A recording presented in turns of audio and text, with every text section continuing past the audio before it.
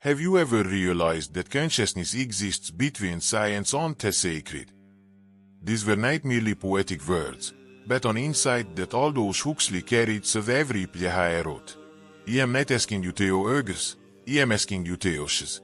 Because between what we can measure and what we can feel, between the laboratory and the temple, there is a field of perception that no instrument can capture. Yet it is where all experience begins. Take a breath. Right now, as you hear these words, consciousness is not an abstract idea. It is the silent background that allows the sound to exist. Science can describe the brain waves, the chemical impulses, the firing neurons. The sacred can name it spirit, soul, or awareness. But what if neither is complete on its own? Aldous Huxley believed that our tragedy as a species is that we build two towers. One made of reason, and another made of faith. And we live claiming one, forgetting the other. When the bridge between them is the only place where the human mind can truly awaken. I once wrote, experience is not what happens to you, it is what you do with what happens to you. Theo, do, same thing with experience. That is where consciousness begins to move.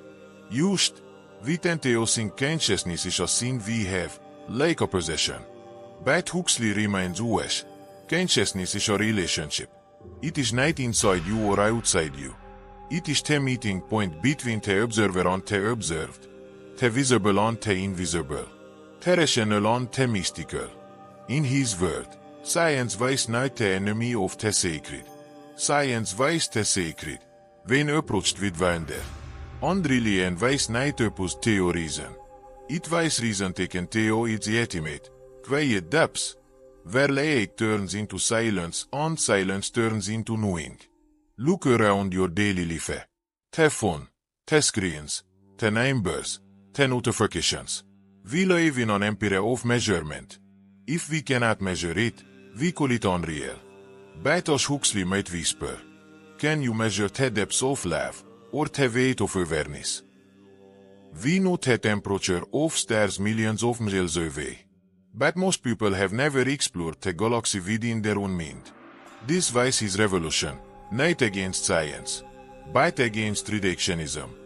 The belief that reality is only what can be calculated. Hij is this as a end of blindness. A blindness that confuses the map with the territory. The description with the experience. Pause again. Notice your breathing. Notice that you are noticing. That any moment, awareness becoming aware of itself, is the exact space Huxley called the intersection between the scientific and the sacred. Because it is both observable and mysterious, both real and intangible. In that silence, there is no scientist, no priest, only presence. And yet, Huxley was no enemy of reason. He admired the precision of science, the courage of experimentation. But he saw that when science forgets so, it becomes sterile. And when spirituality forgets clarity, it becomes superstition. He wrote that the future of humanity depends on the marriage of the two, a marriage of the head and the heart, of analysis and reverence. He saw that both the microscope and meditation point toward the same truth. That reality is layered, infinite, and alive. But only consciousness can perceive the unity behind the multiplicity. Imagine you are standing at the of an ocean. Science studies the waves, their frequency, their motion, their physics. The sacred dives into the water, feeling your mystery, surrendering to it. Huxley asks us to do this. To understand, and to dissolve.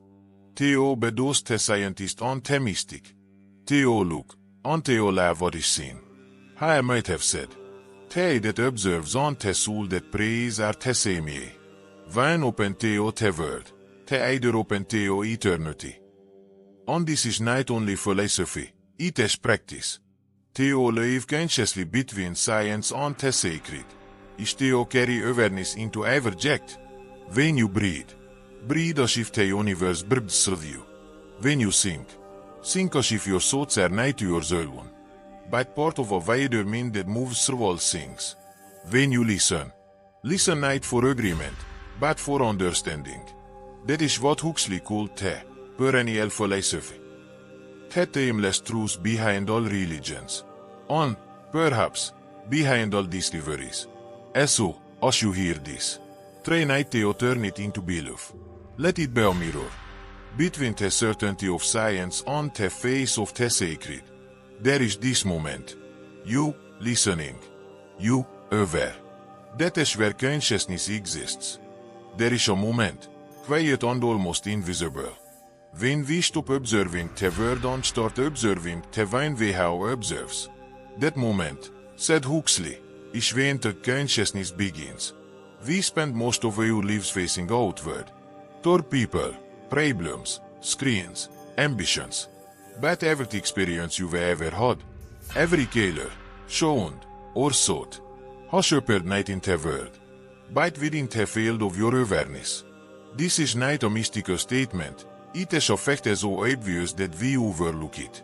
The entire universe, as you know it, is taking place inside consciousness. And yet, we believe we are inside the universe. That is the illusion, the great reversal of perspective that traps the human mind. Huxley once compared human perception to a reducing valve. He said that the brain is not a generator of consciousness, but a filter. It narrows infinite reality into a manageable stream. Just enough to help us survive, but not enough to help us awaken. Think about that. What we call the real world might only be a thin slice of something far greater. Something that cannot fit into words, but can be felt in stillness. In the presence of beauty or silence.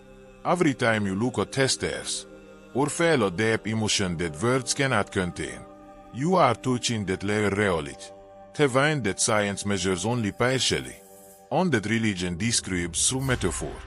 Between them stands you, a conscious bond trying to reconcile both halves of the same truth. But here is the paradox. To truly show reality, you must set the one we have sees. Because the observer, the I that says, I am thinking, I am feeling, I am spiritual, is itself another layer of the illusion. The ego is the scientist of the inner world. It classifies, measures, names, and is everything that happens within you. It even finds the own enlightenment. As if awareness were an achievement. White awareness doesn't belong to the ego. It exists before the ego. It watches so Earth unfade, like clouds passing through an endless sky. The problem, Huxley said, is that modern man lives entirely inside the clouds, inside his own mental weather, and has forgotten the vast sky behind it. When you start to ocean this, something extraordinary happens. You begin to feel that consciousness is not yours. It is not personal, but universal, a field through which everything flows.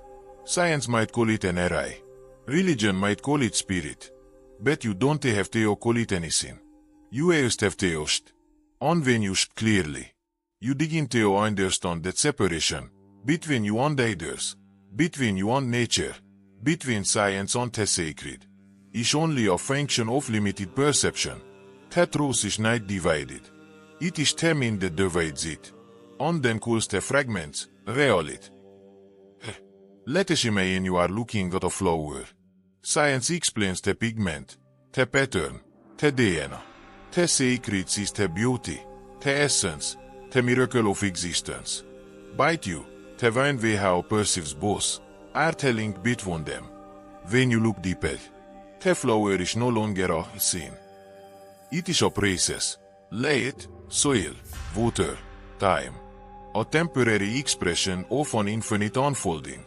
And your consciousness is part of that same unfolding. This is what Huxley meant by seeing with the whole being. Not just looking with edges, but perceiving with the soul. In the doors of perception, Huxley described a simple experience that changed his life. Under the influence of masculine, he said, the walls dissolved, and the ordinary world became radiant, alive, infinite, and intimate. He didn't ask new things. He saw the same things as they truly were. The sacred had revealed itself through the ordinary. That moment showed him something he would spend the rest of his life teaching. That enlightenment is not about escaping the world, but seeing the world without distortion. He realized that heaven and earth are not separate realms. They are parallel modes of perception. Unconsciousness is the key that turns one into the other. But how do we live this truth? In a world that constantly pulls us outward, into noise, distraction, and division. It begins with a shift in attention. Instead of trying to change what you should, change how you should. Observe your thoughts like a scientist. With precision, with patience. But also listen to them like a mystic. With compassion, without argument. In that balance, you begin to experience what Huxley called the marriage of opposites. Reason and intuition. Science and spirit. Form and formlessness. I have warned that our modern tragedy is not ignorance, but the arrogance of partial knowledge. We know the mechanisms of life, but not your meaning. We have mastered outer space, but remain strangers in inner space. That is why his voice still echoes today. Not as a preacher, but as a witness, reminding us that consciousness is the last frontier. I wrote, if the doors of perception were cleansed, everything would appear to monolithic, infinite. The cleansing has is not physical, but perceptual, a purification of the lens through which vision, and every jet of awareness, every moment of stillness, is a small cleansing of that lens. As soon as you hear these words, don't try to analyze them. Let them pass through you like wind through leaves. Let awareness itself be the listener. Let them rest in the space between thoughts. That space, silent, awake, without center, is where science ends and the sacred begins. And it is always here. It was never gone. Only forgotten, behind the noise of thinking. That is the reddish where Huxley invites us into. Not a new belief, but a new way of seeing. A consciousness that lives freely between the measurable and the mysterious. Have you ever noticed that most of what we perceive is filtered through the self, the ego? The observer Weha claims ownership over every thought and sensation. Huxley called this the reducing valve of the brain, a mechanism that limits consciousness as though that life remains malleable, safe, unpredictable. But while it keeps us alive, it also blinds us to the infinite reality that pulses beneath the surface of ordinary perception. The first step in Huxley's philosophy is to notice this filter. To witness the mind at work is to recognize that the self, the one way how I am thinking, I am feeling, is itself a thought. It is a construct, a temporary configuration of awareness. Yet we invest in it, defend it, and treat it as the ultimate truth. Imagine for a moment that you could step out of this framework. What would it feel like to perceive without the ego interpreting, edging, and categorizing everything? Huxley's experiments with perception, whether through psychedelics or meditation, revealed a startling truth.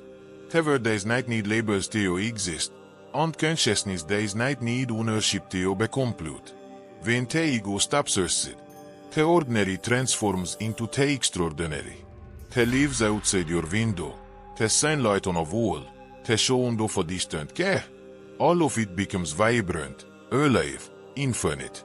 Huxley wrote, if the doors of perception were cleansed, everything would appear to monolithic, infinite. He did not mean that the universe becomes bigger. He meant that the mind becomes less of a barrier. The walls of habitual thinking fall away, and reality changes through as it truly is.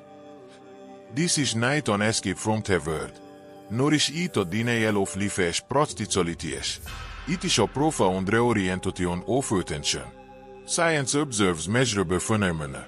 Religion or mysticism interprets meaning.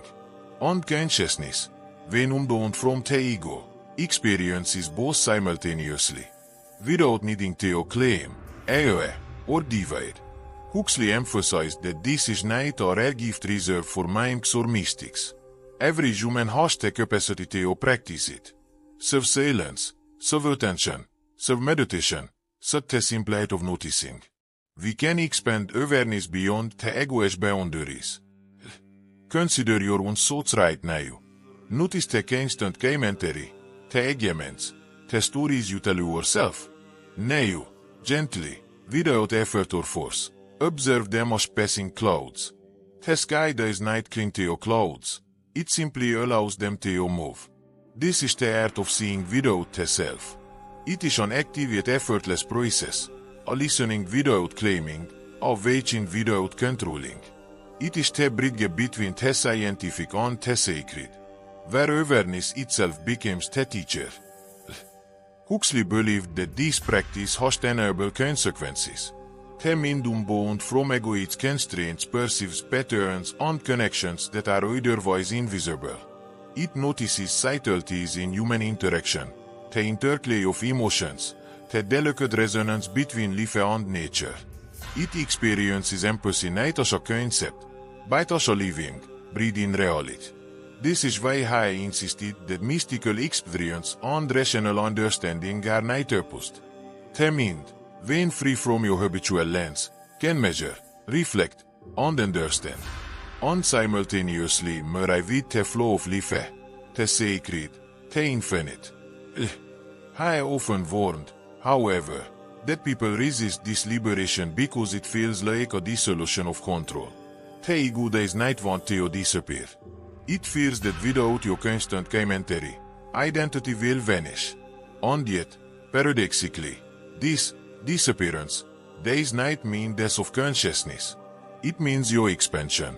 Huxley likened this to the act of opening a door to a vast landscape. You do not leave yourself behind. You enter into a larger self, one that is connected to all experience, yet unconfined by any single identity. In practical terms, this means cultivating moments of unattended observation in daily life. Notice a sound without naming it. Observe a thought without following it. Feel an emotion without trying to fix it. These are simple practices, but their effect compounds over time. The more you practice, the more you experience reality as it truly is. Alive, infinite, and immediate. Huxley also emphasized the importance of contemplative space, time when the mind is not driven by urgency, by productivity, by obligation.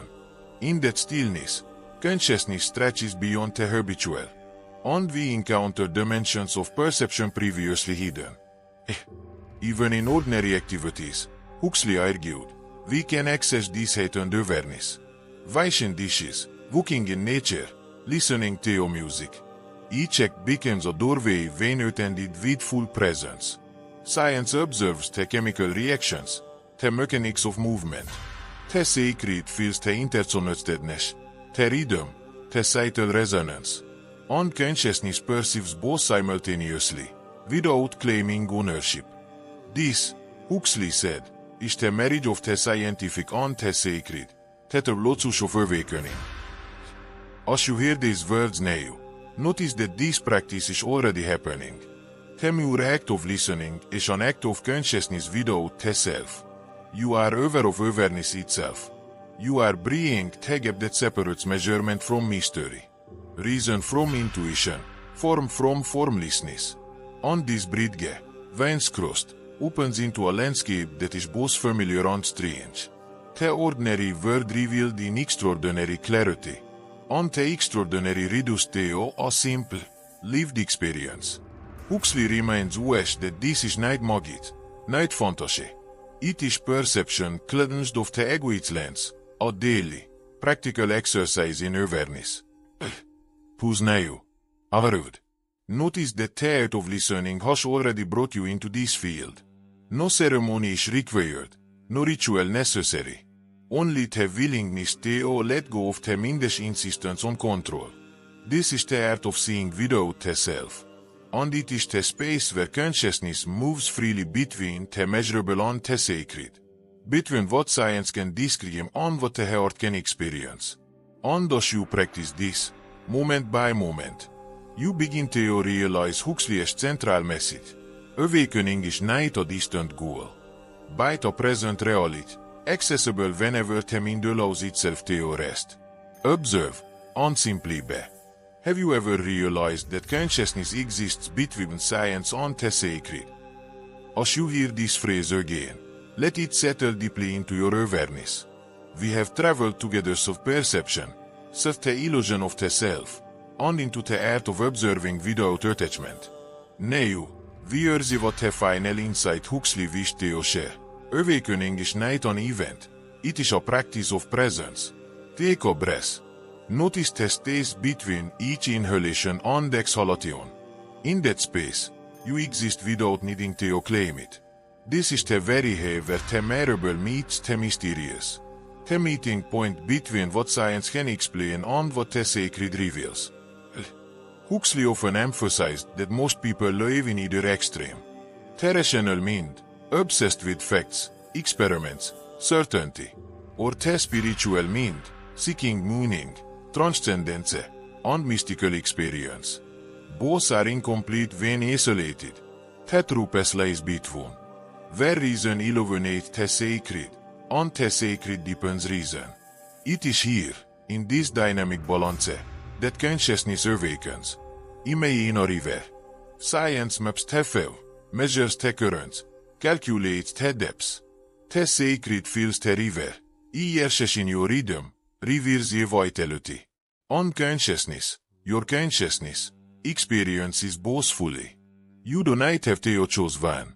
You are both observer and participant, scientist and mystic, mind and heart. But how do we cultivate this awareness daily?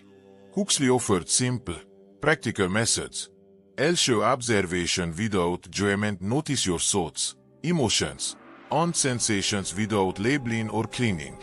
Második mindful engagement with the word. Pay attention to ordinary actions, eating, walking, listening, as if they were extraordinary, because they are. Harmadik pause and breath. Intentionally create moments of silence where awareness itself is the object, without interference from the ego. Negyedik reflect on the impermanence of identity. Understand that the I is a temporary construct, not the source of consciousness. Through these practices, the mind begins to dissolve habitual walls, and the infinite becomes intimate, the abstract becomes immediate. Huxley insisted that awakening is not a goal to achieve, but a process to participate in. It is not about acquiring knowledge, power, or even peace. It is about living consciously, moment by moment, in alignment with reality as it truly is. Consider the way light filters through leaves, or how a bird moves across the sky. Science can explain the physics, biology, and aerodynamics. The sacred can inspire and gratitude. But consciousness allows you to experience both simultaneously, without separation. This is the intersection of science and the sacred, where curiosity meets reverence, where intellect and intuition merge, where the observer dives into the observed, and the observed dives into the infinite. Let us return now to you, the listener. Close your eyes if you can. Feel the chair beneath you, the air on your skin, the sun surrounding you. Notice the observer way how is noticing. Notice the thoughts arising and fading, like clouds in an expansive sky. You are not these clouds. You are the sky itself. Huxley wrote, the self is not something to be found, but a veil to be lifted. As you lift the veil in this moment, you touch the eternal awareness that exists between the measurable and the ineffable. You discover that the boundaries drawn by the mind, between science and the sacred, between reason and faith, between observer and observed, are permeable. You can cross them freely, and your perception can expand infinitely. Now, take a deep breath and let it anchor you. Say silently, or simply feel, I am aware, I am awake, I am present between the measurable and the mysterious. Feel the resonance of these words in your body and mind. This is not a mantra for repetition. It is a reminder of what is already truth. Consciousness exists. You exist. And in this moment, they meet. Huxley believed that such moments, multiplied over a lifetime, lead to transformation. Not the acquisition of power, not the accumulation of knowledge, but the deepening of perception and the liberation of the mind. By practicing presence, observing without attachment, and integrating the rational with the sacred, we begin to live in a world that is both ordinary and extraordinary. A world that is measurable yet infinite. A world that we participate in consciously rather than merely inhabit. As this video draws to a close, return again to the opening phrase. Have you ever realized that consciousness exists between science and the sacred? Now, let it resonate with new clarity. It is not a question to answer. It is an invitation to experience. Let your awareness expand into the space between the known and the unknown. Let your mind rest, your heart open, and your perception awaken. And remember, each breath, each observation, each moment of presence is a doorway into the infinite. Huxley's message is simple, yet profound. Awakening is not elsewhere. It is here, now, in the interplay of observation, understanding, and surrender. Arud. Notice. Be.